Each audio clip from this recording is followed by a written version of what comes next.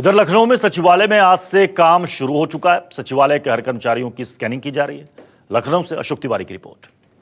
इस वक्त मैं राजधानी लखनऊ में सचिवालय के ठीक बाहर मौजूद हूं और आज से आप देखिए कि यहां पर कर्मचारियों के आने जाने का सिलसिला भी शुरू हो गया है और सचिवालय में अलग से ही थर्मल स्कैनर लगाए गए हैं। उनसे आम लोगों की देखिए चेकिंग भी की जा रही है। यहां पर सुरक्षा कर्मी आपको पूरी तरह से मुस्तैद नजर आएंगे। ये हेलमेट पहन के एक सचिवालय कर्मी आए हैं तो उनसे हेलमेट उतरवाया गया है। उसके बाद थर्मल स्कैनर के माध्यम से उनको चेक किया जा रहा है और एहतियात के तौर पर यह कदम सचिवालय की तरफ से उठाया गया है। हालांकि शुरुआती दौर में जहां पर भी दफ्तर खुलेंगे वहां सारे अफसरों को मौजूद रहने की बात कही गई है, लेकिन समूह गा और घा के 33% कर्मचारी ही सचिवालय में आएंगे।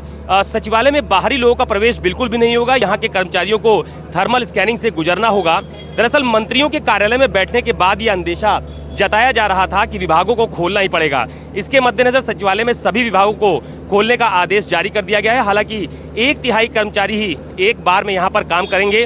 तमाम सारे जो काम करने वाले लोग हैं देखिए उनको रोका जा रहा है, उनकी बाकायदा चेकिंग की जा रही है और माना जा रहा है कि कर्मचारी यहां आकर पहले लंबित काम निपटाएंगे। उसके सुरक्षा कर्मी हैं उनकी तरफ से एक एक व्यक्ति की यहां पर चेकिंग की जा रही है और जो सुरक्षा कर्मी यहां पर तैनात भी हैं उन्होंने भी अपने मास्क चेहरे पर लगा रखे हैं। ये देखिए एक और जो सचिवालय कर्मी है वो अपनी सेवा देने के लिए यहां पर पहुंचे। उनसे हेलमेट उतारने के लिए कहा जा रहा है। हाथ में सैनिटाइजर भी लेकर जो सचिवालय सुरक्षा से जुड़े हुए लोग हैं वो आपको पूरी तरह से मुस्तैद यहां पर नजर आएंगे। हाथ देखिए सैनिटाइज कराया जा रहा है सचिवालय कर्मियों का। यानी सचिवालय में जो 33% कर्मचारी आने की बात कही गई थी तो कम संख्या में आज कर्मचारी आ रहे हैं, लेकिन जितने भी कर्मचारी आ रहे हैं ठीक इसी तरह से हर एंट्री गेट पर उनको सैनिटाइज किया जा रहा है। कैमरा पर्सन सचिन सैनी के साथ अशोक तिवारी, लखनऊ, न्यूज़ 24। सीधे इस वक्त अशोक तिवारी का रुख करते हैं। अशोक, 33% कर्मचारी सचिवालय में आ रहे हैं। इसके अलावा भी जहां जहां जैसे रजिस्ट्री दफ्तरों में भी 33% कर्मचारियों का आना अनिवार्य किया गया है। इनके लिए क्या व्यवस्था की जा रही है? क्या रोस्टर बन रहा है कि 33% कर्मचारियों में से कुछ इस दिन आएंगे, कुछ इस दिन आएंगे? कैसे व्यवस्था की गई है?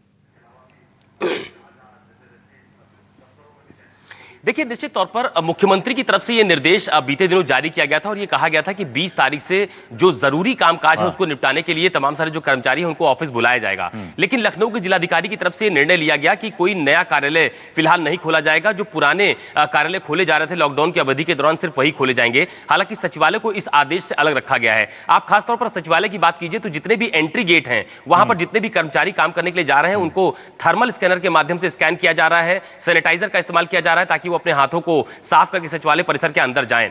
ठीक इसी तरह की स्थिति तमाम सारे ऑफिसेज जो फिलहाल खुले हुए हैं, चाहे आप नगर निगम की बात कीजिए या फिर और जो दूसरे अन्य दफ्तर हैं जिनको लॉकडाउन की अवधि में भी खोला गया था, वहां पर भी यही स्थिति देखने को मिल रही है। कोशिश इस बात की जा रही है कि संक्रमण को फैलने से रोका जाए, सोशल डिस्टेंसिंग का इस्तेमाल किया जाए। और दूसरा जो रोस्टर की बात आपने कही, ये निर्देश पहले ही जारी किए गए थे कि 33% से ज्यादा कर्मचारी उपस्थित नहीं रहेंगे एक दिन में कामकाज के दौरान। तो ये रोस्टर बनाया जा रहा है कि कुछ कर्मचारी एक दिन आएंगे, उनकी समयावधि निर्धारित की गई है। इसके अलावा जो कुछ कर्मचारी हैं वो दूसरे दिन रोस्टर के हिसाब से अपने कामकाज के लिए वहां पर आएंगे और कुछ लोग वर्क फ्रॉम होम भी करेंगे जिनको आवश्यकता अनुसार दफ्तर बुलाया जाएगा। तो फिलहाल कोशिश इस बात की जा रही है कि रोस्टर्स को लागू किया जाए पूरी तरह से। जो कर्मचारी हैं वो भी सुरक्षित रहें, सचिवालय सुरक्षित रहे, चूंकि समूह का और खा के सभी अधिकारियों को फिलहाल उपस्थिति के निर्देश पहले ही मुख्यमंत्री की तरफ से जारी किए गए थे। तो आज कुछ जगहों पर छूट देने की बात कही गई थी तो लखनऊ में बहुत ज्यादा सख्ती भी आज देखने को मिल रही है। सरकारी कामकाज प्रभावित ना हो, उसको सुचारू रूप से चलाया जा सके, इसलिए कर्मचारियों की उपस्थिति भी फिलहाल दर्ज कराई गई है। जी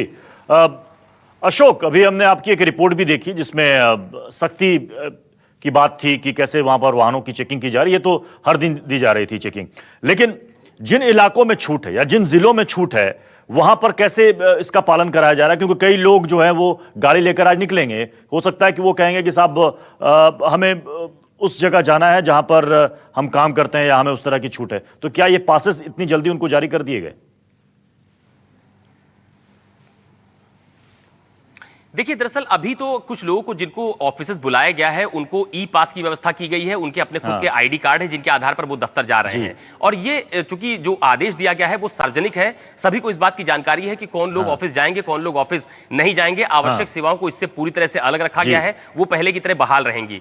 लखनऊ के साथ साथ उत्तर प्रदेश के अलग अलग जनपदों में भी आज जबरदस्त सख्ती देखने को मिल रही है। जिस भी चौराहे से गुजर रहे हैं हम लोग वहां पर जबरदस्त चेकिंग की जा रही है। हालांकि आज सुबह गाड़ियों की बड़ी लाइन भी देखने को मिली। लखनऊ का जो एक इलाका है लखनऊ विश्वविद्यालय से लगा हुआ, वहां पर बड़ी संख्या में गाड़ियां अचानक निकली, जिसके बाद पुलिसकर्मियों को काफी मुस्तैदी से उनको वहां पर रोक करके गाड़ी की चेकिंग करनी पड़ी और उसके बाद उनको जाने दिया गया। कई लोगों के पास चेक किए गए, कई गाड़ियां ऐसी भी थी जो बेवजह सड़क पर आई थी, उनके पास भी मौजूद नहीं थे। उनकी तरफ से जो तर्क दिया गया उससे पुलिसकर्मी सहमत नहीं थे, लिहाजा उनको वहीं से वापस भी कर दिया गया। तो एक कोशिश ये की जा रही है कि बेवजह सड़कों पर लोग ना निकलें, गाइडलाइंस जो जारी की गई है उसका प्रॉपर तरीके से पालन किया जाए और कोई भी एक ढील जो कही जा रही थी कि अभी आने वाले दिनों में 20 तारीख से कुछ छूट देखने को मिलेगी अलग अलग विभागों को लेकर, लेकिन बावजूद उसके सड़कों पर बेहद सख्ती है आज प्रत्युष। कहीं पर भी बेवजह लोग अगर खड़े देखे जा रहे हैं तो उनको पुलिस की तरफ से तुरंत चेतावनी देते हुए वहां से हटाया भी जा रहा है। तो बहुत ज्यादा सख्ती आज राजधानी के साथ साथ उत्तर प्रदेश के अलग अलग जनपदों में देखने को मिल रही है।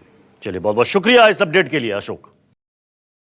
अगर आपको हमारा ये वीडियो पसंद आया हो तो इसे लाइक और शेयर जरूर करें। अगर इस वीडियो पर आपकी कोई राय है तो नीचे कमेंट भी कर सकते हैं। और हां, देश और दुनिया की तमाम खबरों से वाकिफ रहने के लिए अभी सब्सक्राइब करें न्यूज़ 24 का यूट्यूब चैनल न्यूज़ 24 निष्पक्ष खबरें।